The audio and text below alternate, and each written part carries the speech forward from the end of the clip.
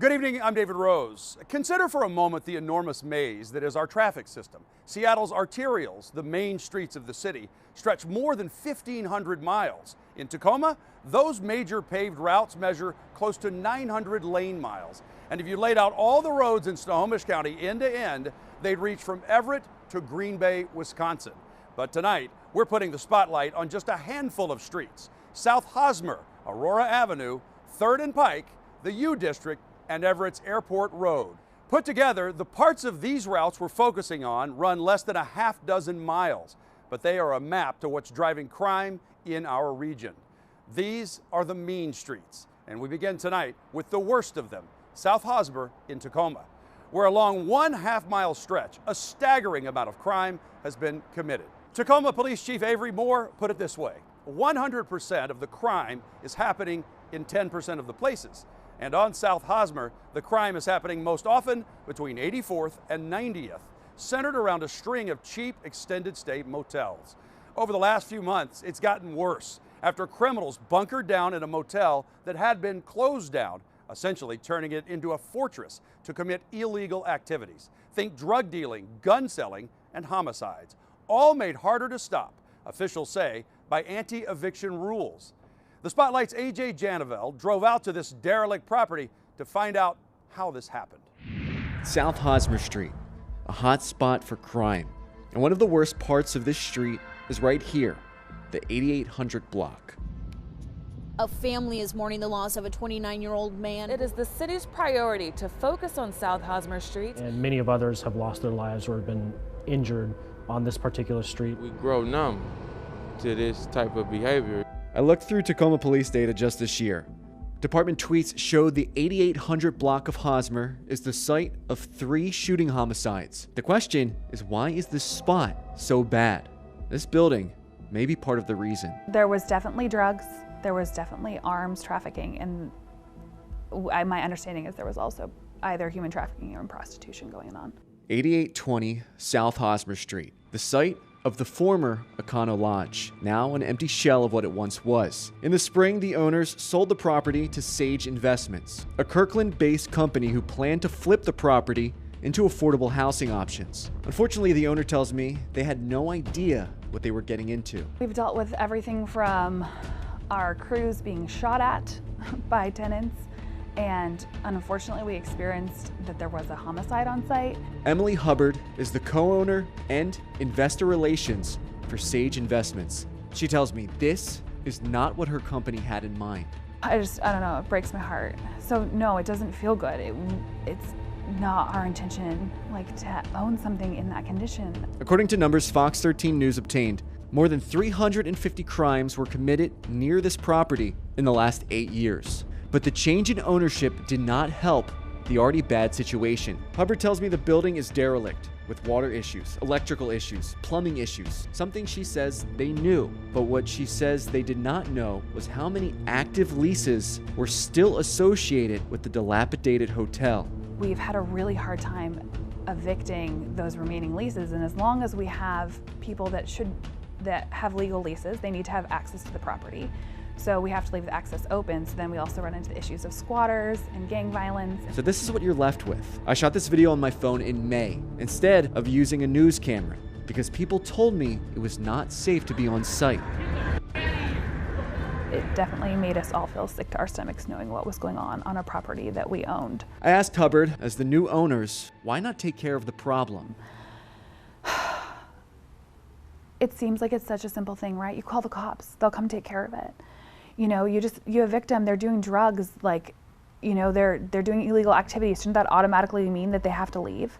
No, it doesn't. But that's not where the story ends. Working with law enforcement, providing footage of the open-air crimes happening, change eventually came in force. One instance is back in September. The ATF, working with Tacoma police, arrested 23-year-old Peter Darnell King. According to federal documents I got my hands on, King is a reported gang member, a drug dealer selling oxy and fentanyl who freely carried unregistered guns. He called this hotel home. Some of these criminals and drug dealers felt that they ran the roost and that we were their guests. So it was just such a crazy, warped situation.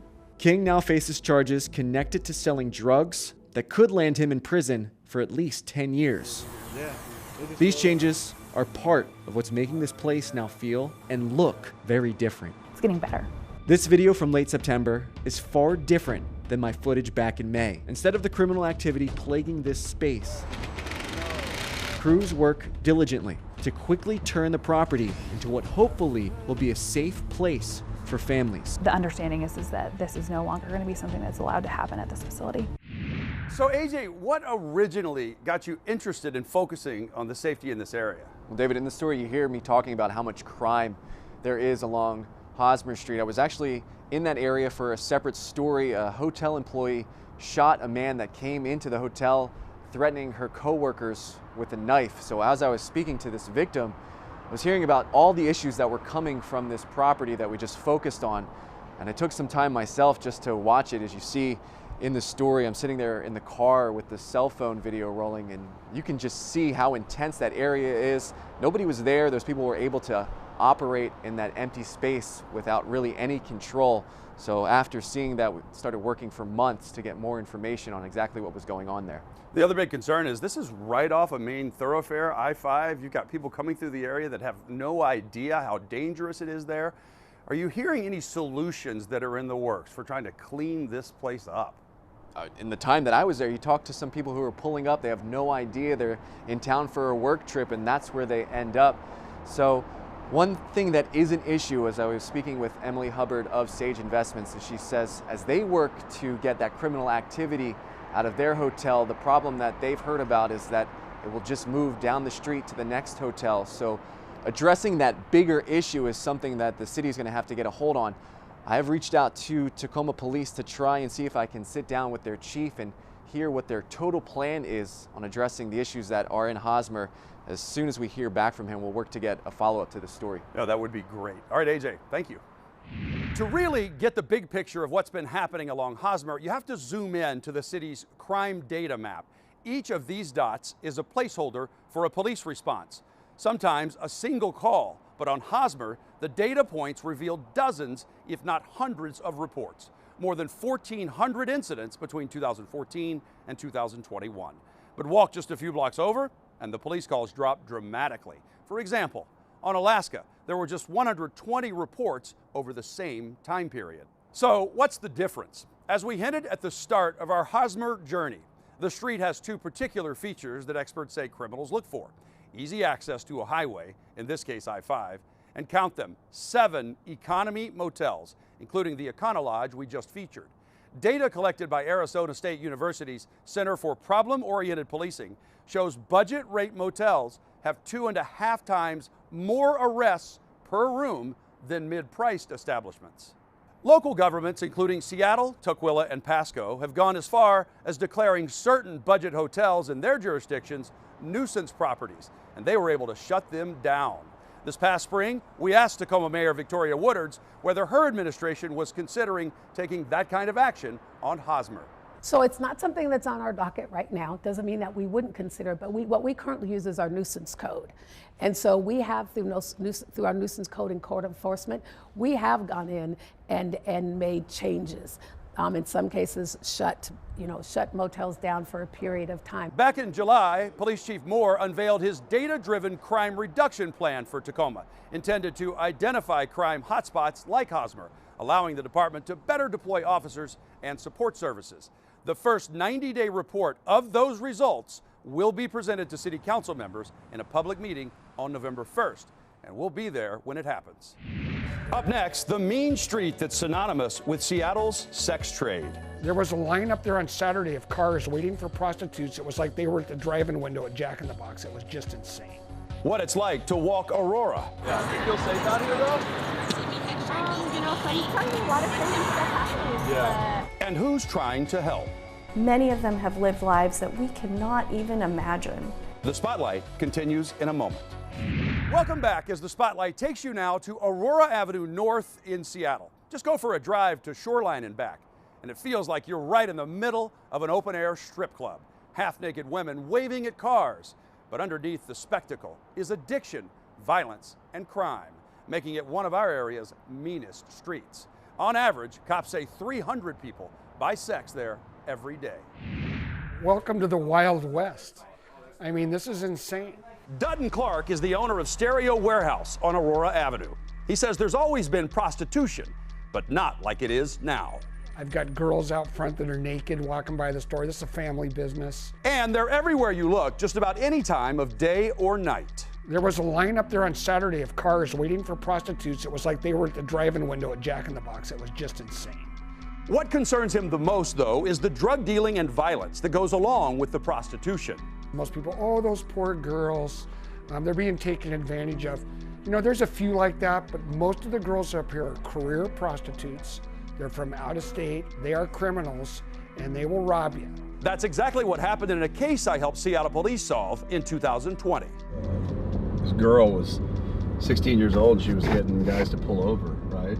And then two guys would run up and carjack him and rob him. Bro, put me on my phone. I need to back up. Back up. I'm gonna take your car. All right. So anyway, she got caught for robbery, and then the other two guys got caught too. So, and that was just a couple of years ago, right here on Aurora. So there's all kinds of shenanigans that go on down here. Street prostitution increased after 2018, when federal authorities shut down websites advertising sex, like Backpage.com. Advocates say most of these women are just trying to survive. We should never be desensitized to the fact that, our population, our community members are being trafficked right in front of us. Supervisory Special Agent Jamie McFarland is with Homeland Security Investigations. She and an outreach team are working the Strip, not to make arrests, but to help the women, handing out bags of essential items and offering them a way out if they want it. We're there to hear their story and support them. But would they be willing to share it? I took the pedestrian bridge over Aurora Avenue and approached multiple women. Good. Give me a story on life on Aurora. We're doing a documentary. You want to talk to us? I'm a college student. She says getting her degree will help her escape this life. Yeah, you feel safe out here, though? Sometimes a lot of crazy stuff happens. Yeah. Most of the times, in the morning, it's pretty chill. At nighttime, it's really, really good stuff. Many of the women seemed afraid, not of our camera, but that somebody might see them talking to us. One agreed to share her story, but said she needed to make a phone call first. Whoever she talked to told her no. I think there are women who are trafficked, who are heavily controlled and don't have a lot of freedom. Dr. Shirisha Danareddy is a professor of medicine at Harborview Medical Center and co-founder of the She Clinic at Aurora Commons. This is not something that they chose to do. This is something that they have to do, they feel they have to do for survival. The clinic provides a safe place for the women to get medical services. And when we first started She Clinic in 2018, heroin was really the primary drug, and many of the women were injecting heroin. Now, she says, most have switched to smoking the blues. When you use fentanyl, you can crash and be very vulnerable if you're outside, to be raped, to be assaulted, and it is a constant fear. Dr. Danareddy says almost all of the women they serve have had trauma, rape, abuse. Many of them have lived lives that we cannot even imagine and have survived. Rather than judge them, she wants communities to work together to try to improve their lives. People should see them as human. That's a basic thing that when you drive by, I think there's a tendency to be really negative about those women, as if it's a choice for them, as if they all are beyond hope, and that's not the case at all. We tell our friends and our customers not to come down here after dark. Dutton Clark takes a harder view. And this is ridiculous. There's sometimes 20, 30 girls out here wearing clothes that are not for walking down Aurora with families driving by. He says his insurance company doubled his costs because he's in a high crime area. And I couldn't argue with him, because guess what? We are in a high crime area. His solution? Legalize it, tax it, and regulate it. Wake up, City Council. You know, get on it. This is about the people that pay their taxes. It's not trying to protect these people that are criminals. Homeland Security says they've made 70 trafficking arrests so far this year. Dr. Danareddy says there is a program for women who want to get out of that life. It's called REST, which stands for Real Escape from the Sex Trade. It's a residential facility where survivors can rest and get treatment. Just go to iwantrest.com for more information. Everyone deserves relationships that are free from abuse, and it's important to remember you are not alone. If you're in a situation and you don't see a way out, please call the National Domestic Violence Hotline. The number is 1-800-799-SAFE. You can also text START to 88788. There is help available 24 hours a day, 7 days a week. When the spotlight returns, words used to describe the University of Washington: exclusive, expensive, elite. But what about dangerous? 3rd Avenue between Pike and Pine in Seattle has long been a haven for open-air drug dealing. Dopers call it the Blade. Time and time again, the city has tried to tackle the problem. In 2015, I joined the Major Crimes Task Force for Operation Crosstown Traffic, Seattle's biggest drug sting ever. Detectives arrested 148 suspects buying and selling heroin and meth, many also stealing from stores and selling the stolen goods to purchase the drugs. Fast forward to now, and it's genuinely sad to report that not much has changed at this intersection that is infamous for lawbreaking. 3rd and Pike has been long overdue for a new day. That's the name given to a multi-agency enforcement effort launched this summer in response to a bloody rise in crime at that corner. And since then, there have been dozens of felony arrests. But when the Spotlight's Frankie Thompson responded to a drug bust there earlier this month, she saw firsthand how much more still needs to be done. Posing for the camera is the man suspected of drug dealing on 3rd and Pike in downtown Seattle. Is your true correct name Christopher Devin Davis? Sure is. Court documents from King County Prosecuting Attorney's Office show Christopher Davis is charged for selling fentanyl during a Seattle Police emphasis patrol in September. He joins a long list of suspected peddlers busted on these corners. Just through August, King County prosecutors have filed 35 cases of drug dealing just around 3rd and Pike. And that's in addition to the other cases at 12th and Jackson and other parts of King County.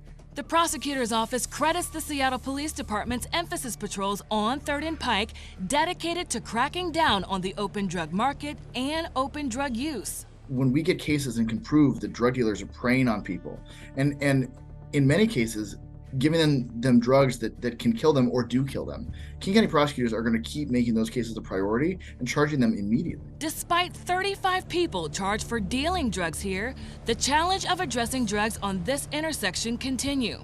Fox 13 captured what appeared to be a deal, open drug use, and even first responders rendering aid to someone, all during the lunch hour. These are issues the staff at Spice King say they're thinking about moving when the lease is up. Yeah, maybe 2 or 3 months and 4 months, then after we are moving. But we are stuck here. Just like many store owners in the area that are fed up with criminal activity and its impact on their business. The Downtown Seattle Association says, we urge continued focus on shutting down an established drug market that has fueled addiction, crime, and preyed upon vulnerable people in our community. Solving this issue is critical for downtown's recovery. But some say there is still hope.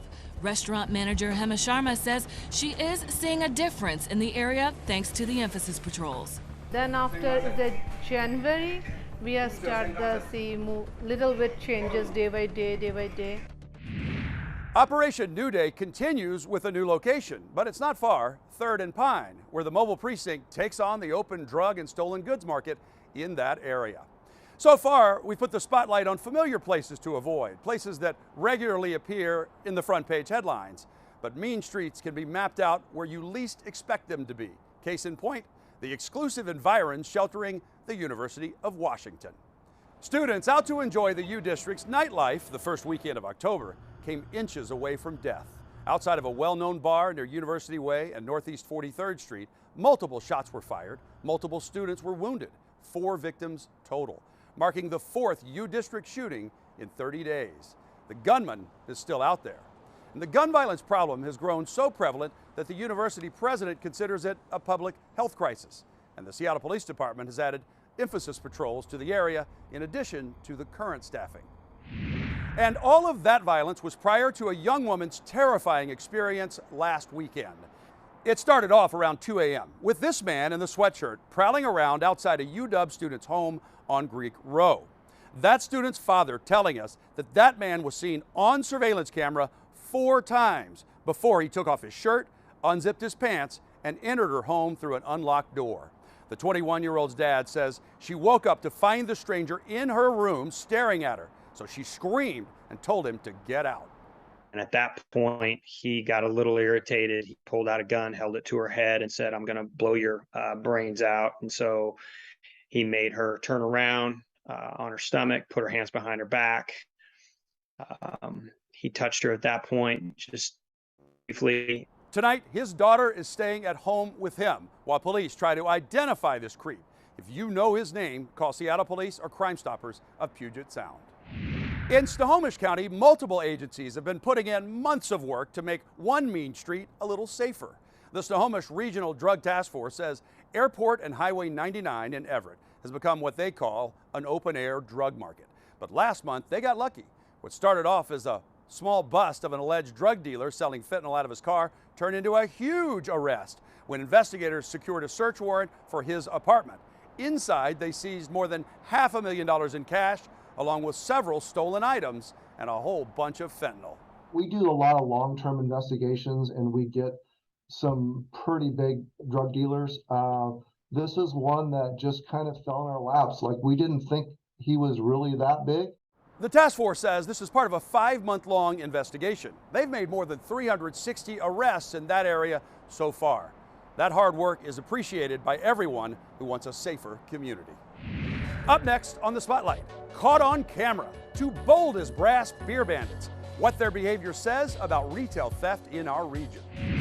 Retail theft is costing businesses in our state billions of dollars each year, and that loss gets passed along to you in the form of higher prices. In June, Attorney General Bob Ferguson held a news conference to announce the launch of a retail theft task force made up of law enforcement, prosecutors, and retailers. We asked his office for an update, but we haven't heard back on whether it was just a dog and pony show for the media or if any real progress has been made. But we didn't stop there. We dug deeper, and here's what we found. Criminals who still feel emboldened, and at least one police department making a difference for real. When Fox 13 News reporter AJ Janavel saw some kids trying to record a couple loading up their car with cases of corona, he went to investigate. What you doing, man?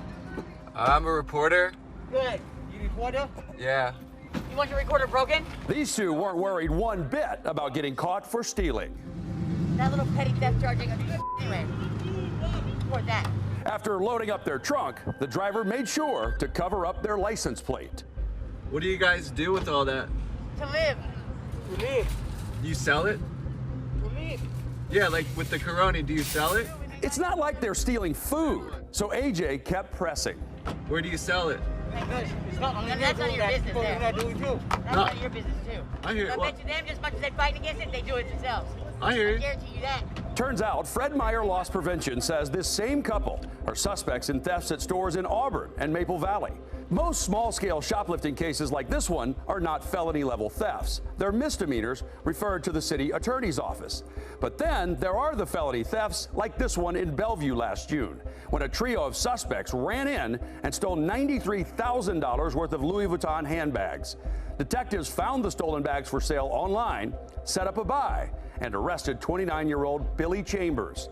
A month later, Chambers was shot in Seattle's Central District. Then he escaped the hospital naked to avoid arrest on his warrant. Police found him hiding in a dumpster. He's still sitting in the King County Jail, charged with multiple counts of organized retail theft.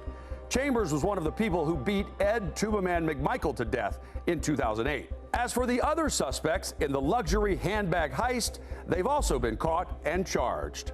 Working with Home Depot, Bellevue Police anti-crime operations arrested 50 thieves and recovered the stolen goods. Just last week, officers arrested a convicted felon and a woman with him stealing from O'Reilly's in Factoria. They were driving a stolen Dodge Charger and armed with a loaded handgun. So far this year, King County prosecutors have charged 59 organized retail theft cases, 14 of those at Bellevue, 25 in Seattle. Charges have also been filed in 260 commercial burglaries, 149 of those in Seattle, 23 in Bellevue. So this beer-boosting couple might think they've gotten away with it this time, but they can be sure their days of freedom are numbered. That little petty theft charge ain't gonna do anyway. For that. Finally tonight, you've heard the rule of the streets. Snitches get stitches. That can make it hard to hold dangerous criminals accountable, but it didn't stop King County Sheriff's deputies from getting justice for the victim of a stabbing. They just had to find the victim first. This is bus surveillance video we first showed you on the Spotlight back in April. Two men board a bus on the 7 line in Seattle. The first man with a noticeable limp goes to the middle of the bus. The other man goes to the back. They get into an argument. The suspect punches the victim, then exits the bus. But then he re-enters it again through the front door. And that's when he pulls out a 9-inch knife and starts stabbing the victim. Passengers scramble to get away. The victim's forearms were all cut up as he defended himself, but then he got off the bus and disappeared. Detectives found the 28-year-old suspect and recovered the knife with blood on it, but they still needed to identify the victim to assist in prosecution. It seemed like a slam dunk for our viewers to help solve. But weeks went by with no tips identifying him. Metro Transit Police didn't give up. Eventually, our deputies ended up just wandering around the area, speaking to people locally, asking if they knew him. Eventually, we were able to find information, get at least a name. Finally, after a few weeks of just searching and waiting, we were able to finally find the victim and speak to him, and it was a successful conversation. Now the case is back on track. The suspect is currently at Western State Hospital awaiting a competency evaluation ahead of trial. Deputies credit members of the community they talked to at the Mount Baker Transit Center for helping them identify the victim. Well, that's all the time we have on this edition of The Spotlight. Until next week, be smart and stay safe.